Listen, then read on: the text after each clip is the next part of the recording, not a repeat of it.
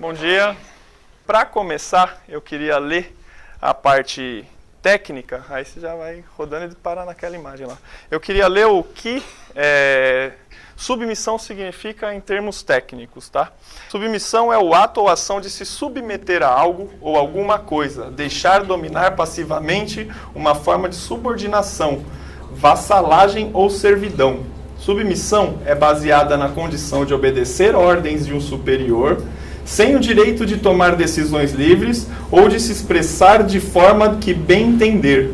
Um indivíduo que vive em estado de submissão é chamado de submisso e é caracterizado pelo excesso de humildade e servilismo. Normalmente, a submissão é marcada pela espontaneidade do submisso perante a algo ou alguém, ou seja, uma obediência voluntária. Submissão também pode ser uma ação pejorativa, quando o indivíduo submisso é vítima de humilhação devido à condição de extrema humildade ou servidão. A submissão pode ser classificada como uma das características da escravidão. Então, tendo dito, apresento essas duas imagens para você. Vocês conseguem enxergar essas imagens como uma mensagem de submissão, tanto de um lado quanto de outro? Sim. Vocês sabem me dizer qual a diferença de um e de outro?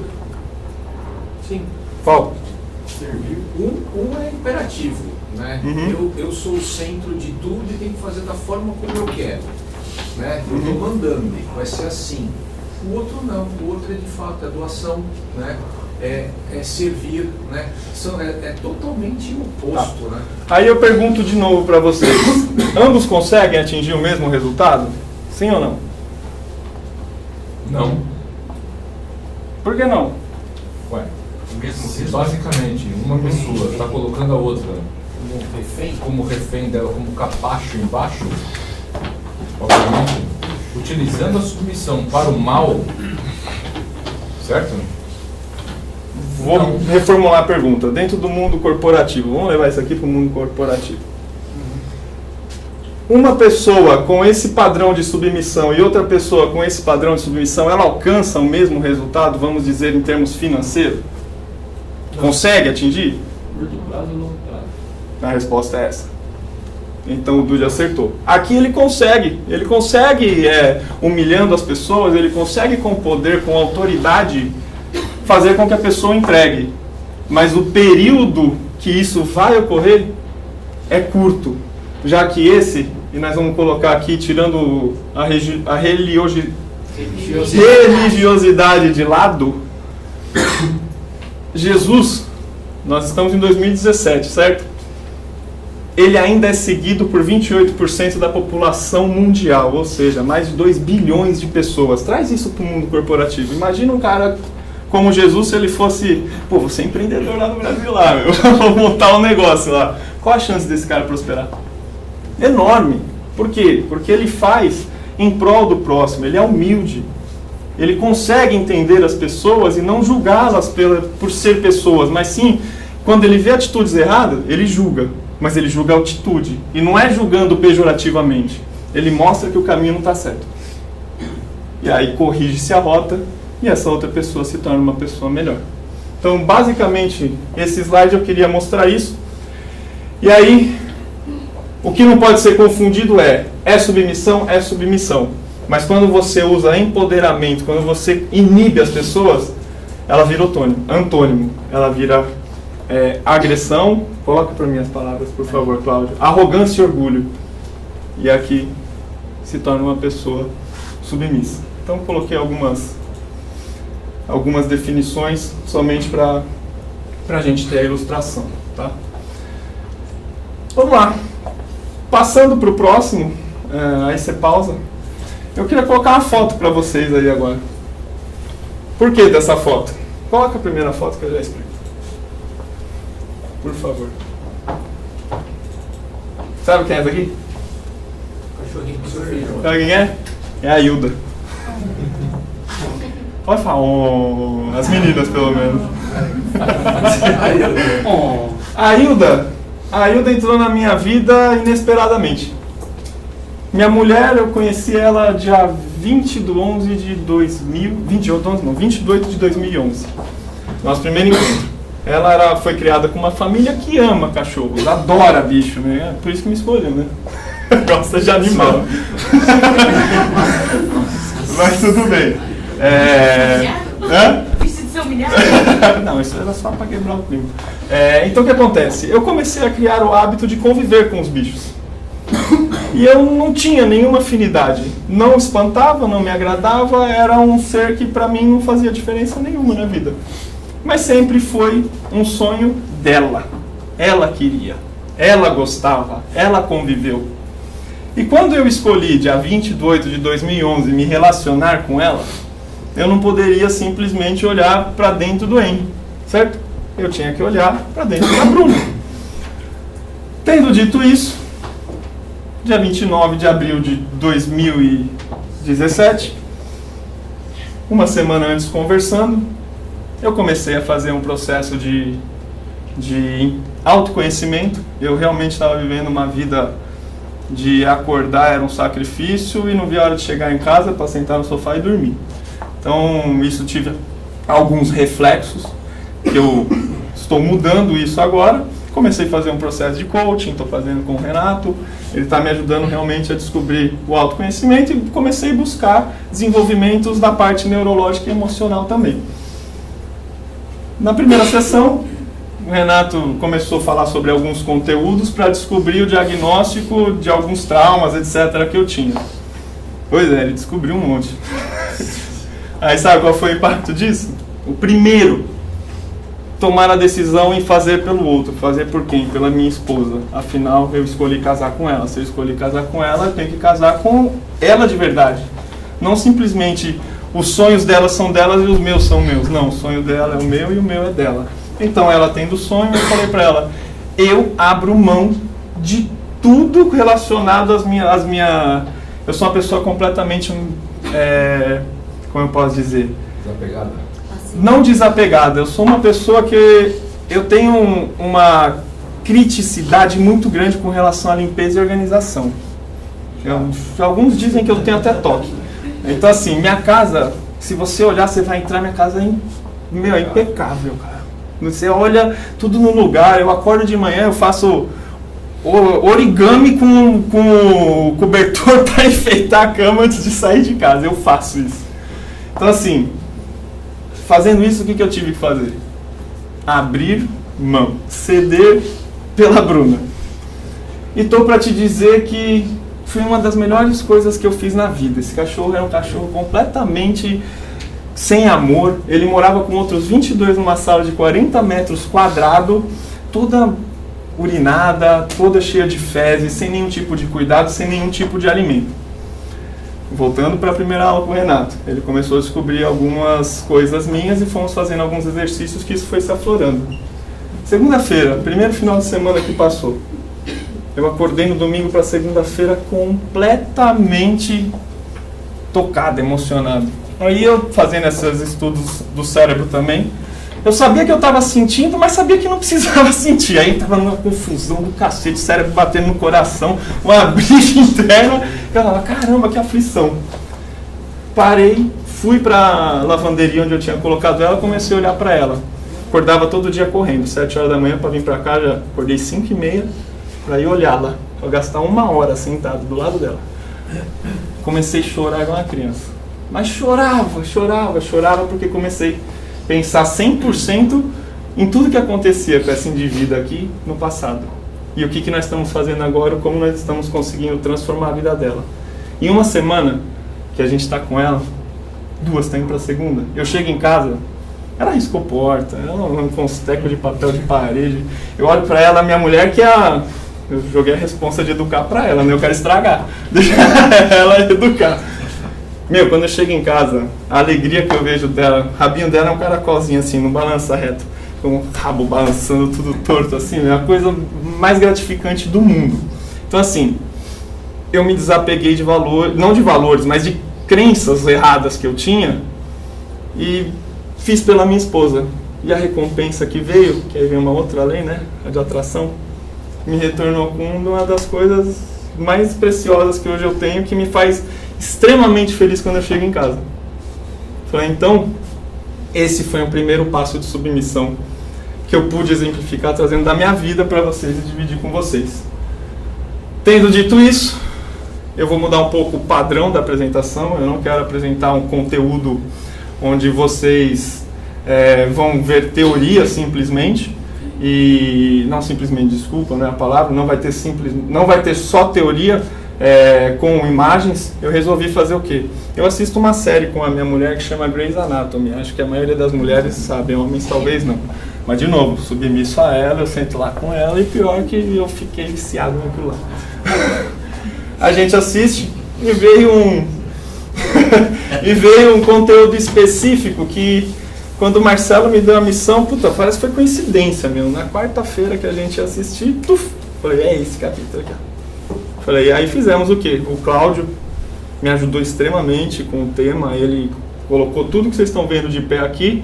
Eu dei somente as ideias e ele que, em submissão à minha causa, foi lá e colocou tudo isso aí de pé. E aí ficou um trabalho excelente. E eu queria dividir com vocês, então, trechos desses vídeos, onde cada um deles, eu quero que, primeiramente, vocês olhem o conteúdo. Vocês são os médicos. Não olha a vítima, vocês são os médicos. Fecha os olhos assim. Sou médico, sou médico, sou médico, sou médico. Vocês são médicos agora. Tá? Eu quero que vocês olhem todo esse cenário e se sintam como os médicos, para que vocês possam, no final, como médico experienciando a situação, deem a opinião de vocês. Tá bom? Pode ser? Essa é a primeira parte. Então, para colocar vocês na situação. Capítulos anteriores, o que aconteceu? Há 6 meses antes desse incidente, eles tiveram o mesmo tipo de problema dentro do hospital. Um marido de uma paciente de câncer terminal teve na mão de um médico a decisão de viver ou morrer. Ela ficou simplesmente vivendo por aparelhos. E esse médico neurocirurgião tomou a decisão, quem assiste já está ficando frustrado, se não chegou nessa temporada, né? O neurocirurgião tomou a decisão e falou, o cérebro dela não funciona mais. Ela não vai voltar. E o marido falou, mas você tem o direito de escolher ou não? Eu quero que minha mulher viva.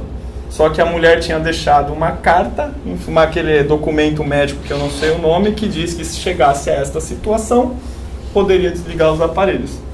Então esse atirador foi até o hospital, foi atrás desse médico em específico, mas durante o processo ele matou mais de 4 ou 5 pessoas, deixando vários feridos e todo esse trauma nessa turma toda, que agora vive um momento dentro da faculdade, mas lembrando, então imagina a cabeça do cara como que não tá agora, pensando, o médico, puta, isso aconteceu comigo, puta, aquele atirador, meu, não sei o que, né? Então, vocês estão acompanhando, certo? Então, primeiro aqui é o cenário, o que aconteceu no passado e o que é a situação atual. Então, o atirador entrou, matou diversos alunos e deixou vários feridos. Pode seguir, Cláudio. Vocês conseguem enxergar o caos?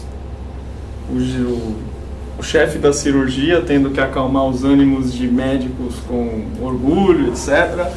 Médicos traumatizados tendo que fazer a cirurgia. Famílias impactadas com os médicos tendo que lidar psicologicamente com eles, com a cabeça totalmente não preparada para isso, mas tendo que fazer essa situação. E aí eu trago de novo. Quem são vocês? Agora aqui. Vocês estão se sentindo? Está sentindo o impacto deles na situação como um todo aqui? Eu, quando comecei a assistir isso aí, começava... O responsável está gerenciando o caos.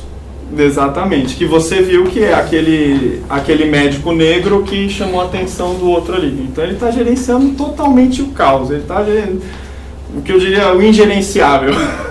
O cara está realmente no limite dele. Aí, como vocês se sentem? Vocês conseguem sentir a dificuldade desses caras? Você imagina. Então, assim, em empresas isso também acontece, não está salvando vidas, mas tem situações dentro de empresas que é basicamente isso, tá? Então, vamos para a última parte. É a minha pergunta. Quem você seria? Quais dos médicos? Vocês, cada um de vocês. Quem você seria? Dr. Young ou você seria o Dr. Avery? Que se achou Deus no poder de julgar que ele era um atirador? Ele não é Deus, ele não é juiz, ele não é júri. Quem é ele para decidir quem vive ou quem morre? Quem que você seria, Marcos? Eu ficaria. Com certeza. Por Sem quê? dúvida. Porque, Henrique, uma vida é uma vida independente. Você não é Deus, Henrique. Você não pode julgar. Alguém sairia, sim, E a olhando missão, como E médico. aí, falando um pouco de missão, qual que é a missão do médico? Salvar vidas. Qual o juramento Acabou. que ele fez? Exatamente. Então a gente tem que estar sempre com os nossos valores para nossas missões. Alguém sairia? Sinceramente, levanta a mão quem sairia. Ó, eu sendo muito sincero, eu não sei o que eu faria. Mas É eu difícil, eu né? pegaria uns 10 minutos pelo menos para poder negociar com os meus valores, negociar com Quero a opiniões. minha ética, negociar com o meu julgamento, negociar com o meu preconceito. Eu ia ficar no mínimo uns 10 minutos para poder Que poderia ser até digerir a crucial situação. pela vida da vítima. Mas né? eu pegaria uns 10 minutos no mínimo para poder Tem digerir outra a situação. situação aí também, Henrique. Desculpa, já te chamo já, Luizão. Uma outra situação que eu acho também, se for um próximo seu que fosse vítima desse cara, Piora mais ainda. entendeu? Aí realmente o peso é muito maior da decisão local. Fala, Luizão.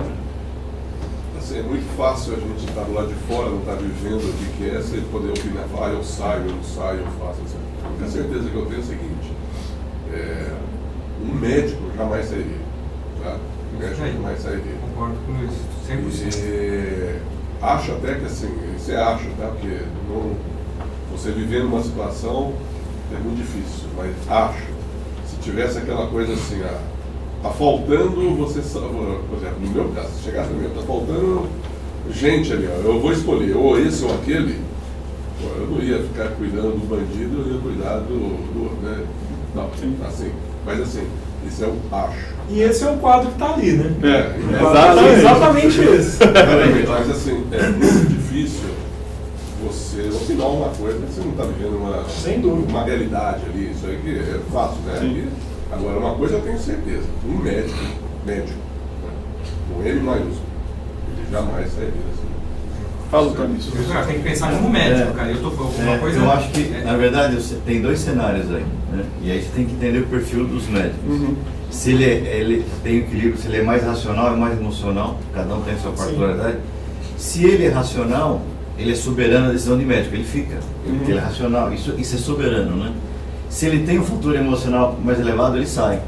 Lembrando que eles sofreram do mesmo trauma há 6 meses atrás. E aí pesa o emocional. E aí a decisão não é racional, é emocional. Né? Se é no Brasil, é melhor deixar o cara vivo, porque vai sofrer mais na prisão que Mas eu acho que uma pessoa nessa condição de gerenciamento, o racional tem que prevalecer. Né? Mas mesmo o racional Mas, aí, Maurício, mas talvez- aventando um pouco do que o Luiz falou, a questão do racional aí também, se ele tem isso, ele iria começar a analisar qual a probabilidade de vida das vítimas. E colocaria na mesa aqueles que têm maior probabilidade de recuperação. Né? Porque aí é cenário de guerra, né? Esse aqui vai viver, esse aqui não vai morrer, esse aqui leva esse aqui já era, né? Em cenário de guerra você faz isso, né? Então, e ele como líder, ele tem que ter domínio desse cenário como um todo. Né? Exatamente. E aí ele analisa, e geralmente como líder, a razão permanece, ele é soberano. Num cenário como esse, né?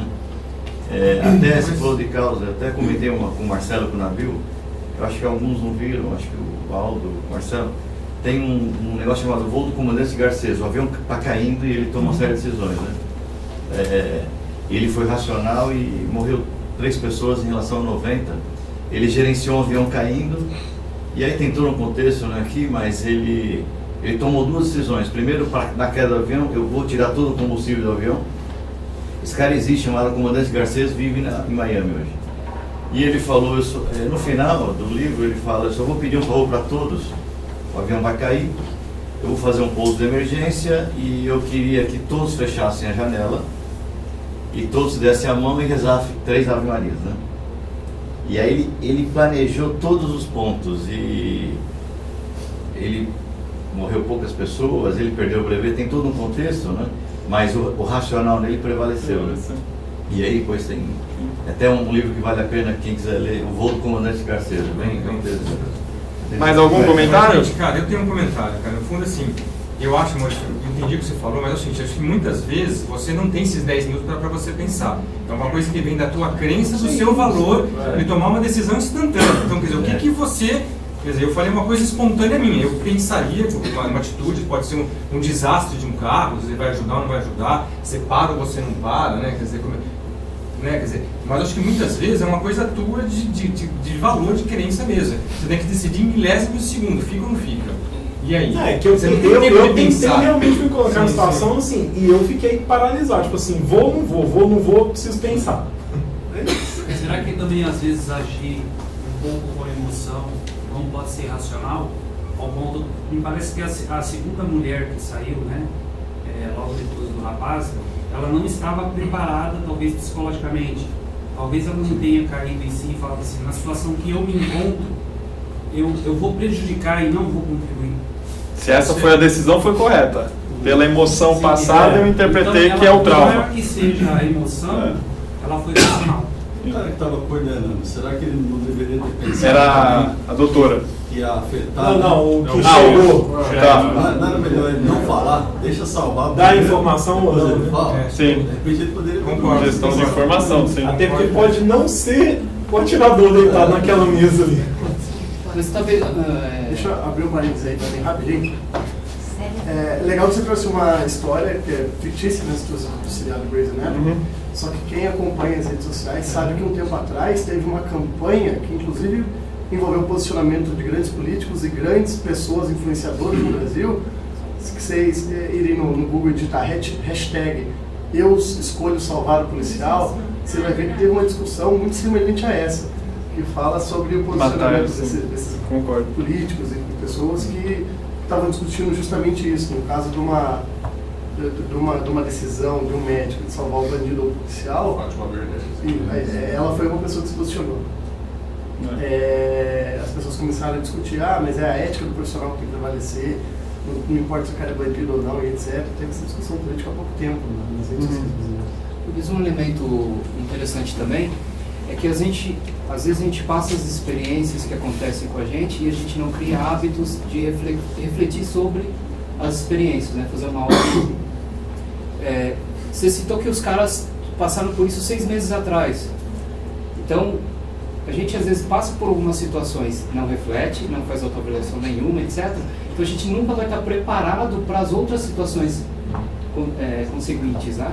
Então assim, aí tem a questão de missão e propósito. Se a pessoa está sempre checando se tudo que ela está fazendo está de acordo com a missão e o propósito dela, essas situações, você vai dando respostas melhores porque você aprendeu com aquela situação. Agora, sempre acontece alguma coisa, sempre acontece desgraça ou felicidade, etc. A gente não faz o aprendizado disso, fica uma coisa a mais. Aí ele passa 6 meses para uma outra situação e ele decide sair. Ele continua não estando pronto para lidar com isso. Exatamente, nunca... Eu tô para te dizer, há 3 semanas atrás eu sairia da sala igual. Hoje, não sei se ficaria, mas faria como o Maurício. Pensaria no mínimo 10 minutos para ver se a decisão era assertiva ou não. Eu tentaria achar o equilíbrio primeiro ali. Então, calma aí, deixa eu ver se... Deixa eu fazer uma ponderação aqui, só para ajudar vocês a refrescar um pouco a mente. Basicamente, olha só. Alguém já ouviu falar numa frase famosa que diz o seguinte: quem nunca errou que atira a primeira pedra?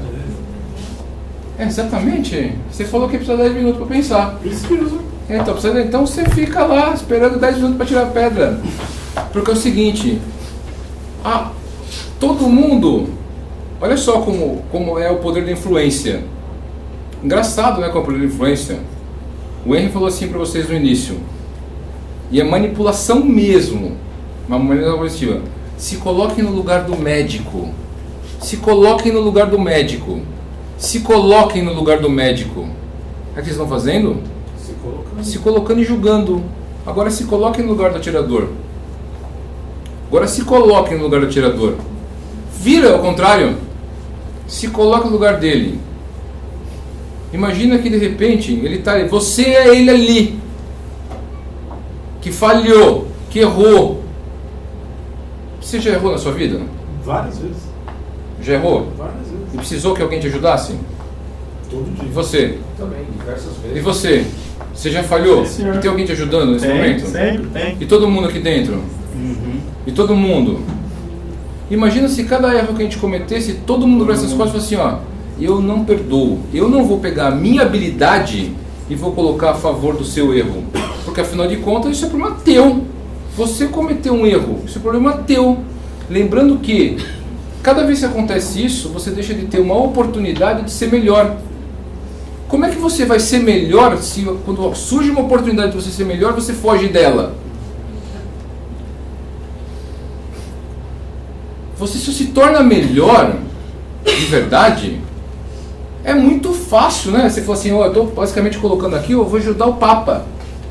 Olha que beleza! Estou salvando o Papa, e aí eu vou sair, sabe, na capa da New York News. Porque eu sou puta médico, certo? Tenho lá uma missão, estou conectado à minha missão, e além de tudo isso, né, tem o Papa deitado na mesa. Mas calma aí, na hora que eu basicamente me coloquei, eu fiquei sabendo que ali tem uma pessoa que supostamente cometeu um erro, que ela cometeu um erro, quem disse que essa pessoa ela não pode devidamente ser curada pelas minhas mãos médicas e depois ela não pode ter o arrependimento e também salvar outras vidas através inclusive do testemunho que ela pode dar? Eu fui um atirador, eu quase matei um monte de gente, mas eu quase matei 10, mas eu salvei agora 25 milhões. Quem disse que não pode acontecer isso? Então vocês estão tudo doutrinados a fazer o que ele falou.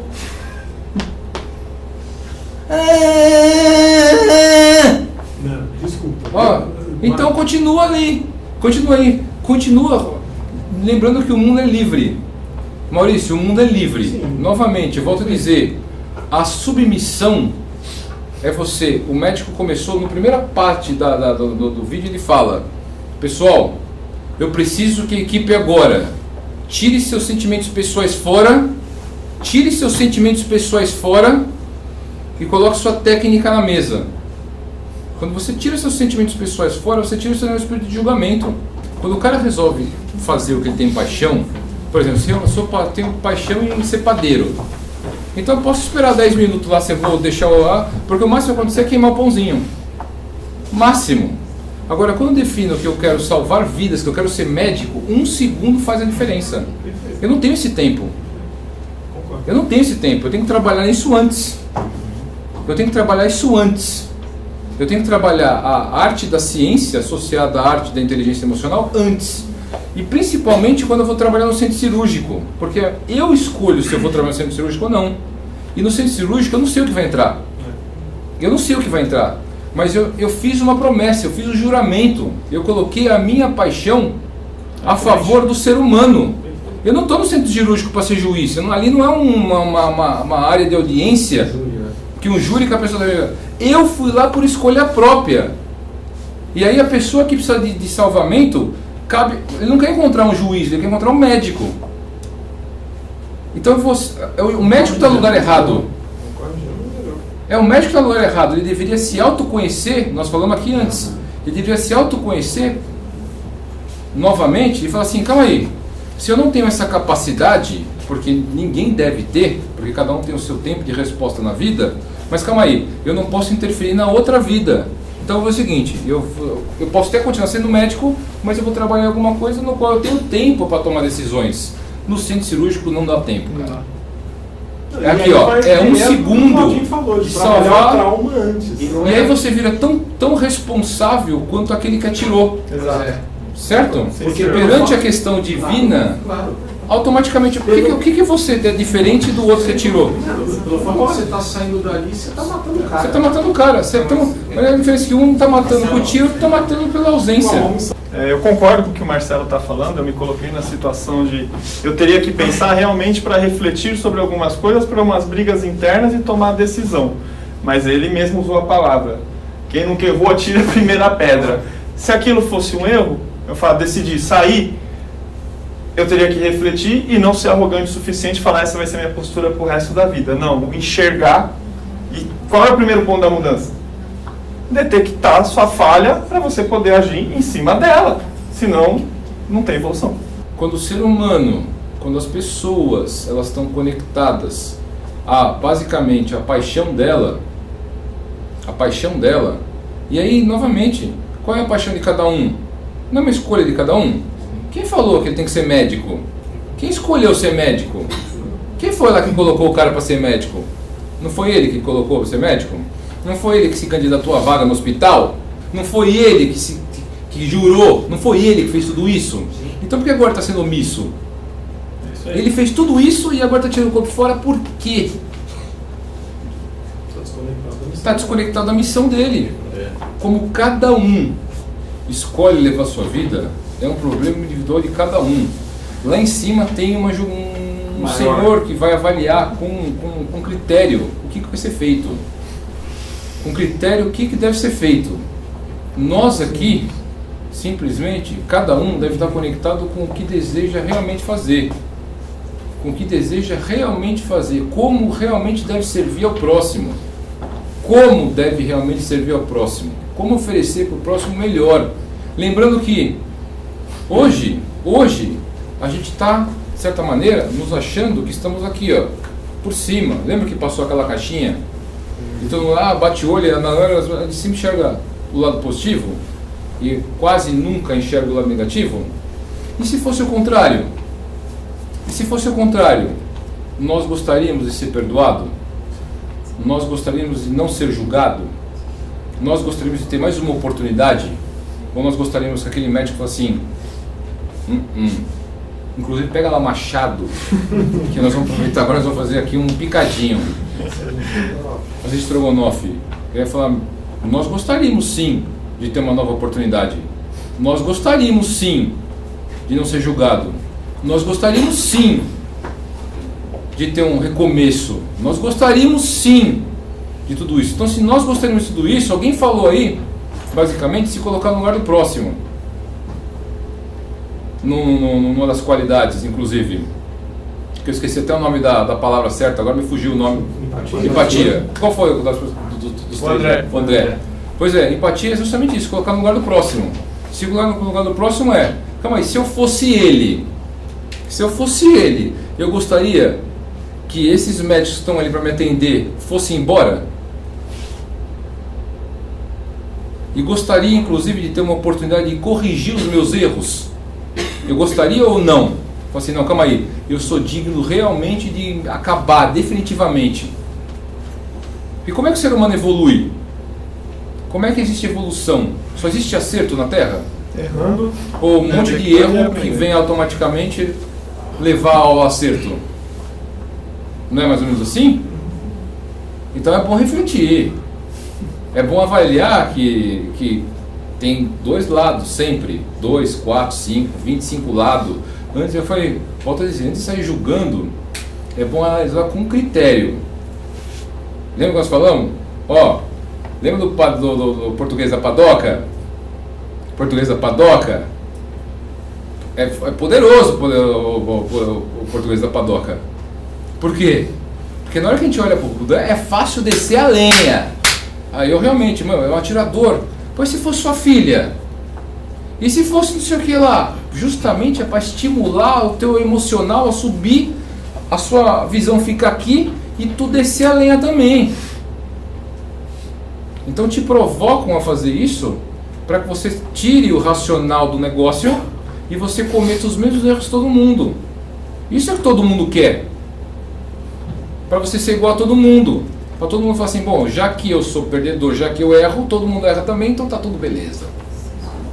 Só que não é aí o caminho da evolução e da prosperidade. Tem que olhar o seguinte, e se eu tivesse naquela posição, como eu faria? Posso dizer, cada um tem um papel. Continua. A submissão, ela é uma escolha, ela é um estilo de vida. Ou você tem ou você não tem. Você não pode falar, eu vou ficar no meu termo aqui, porque aqui é legal, pô, eu não falo. Não. Ou você é submisso ou você não é. Ou você faz pelo outro sem esperar o retorno, ou você não faz. Porque senão você vai estar se sabotando e não estar ajudando outra pessoa de coração. O resultado final não vai ser um resultado agradável.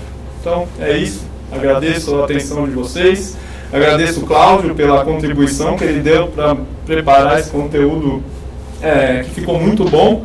E se tiverem dúvidas, sugestões ou críticas, por favor, fiquem à vontade de fazer. Eu queria só fazer uma observação, o que você falou, acho que em 40 minutos você só falou uma palavra muito chave do que é submissão, nos 40 minutos, que eu acho que até o Marcelo complementou. Que a submissão é o fato assim, de você contribuir para alguém, sem ter nada em troca. Porque o fato assim, de você agregar para uma pessoa sem esperar a troca, esse é o maior ponto de equilíbrio. Se você agregar para uma pessoa aguardando a troca, esse não é o ponto de equilíbrio. Você não está nesse ponto ainda, que é o sua vida. Ele ajuda e ele vai dormir com tranquilidade. Ele não precisa ter nada em troca. Então, o que você falou da ajuda sem ponto de troca, quem tem, na verdade, assim, a iniciativa de fazer isso está num equilíbrio fantástico, né? Porque é muito difícil para nós. Sempre quando você agrega valor, você espera retorno. Isso não é fácil equilibrar isso, né? Ao ponto que você ajudar alguém, qualquer um desconhecido, até o próprio atirador, e não esperar nada em troca, aí chegou numa condição mais elevada, né? Que aí é que acho que é a maioria, né? E aí você comentou isso, cara, isso é bem interessante. Aí é sabedoria, Otávio. Obrigado.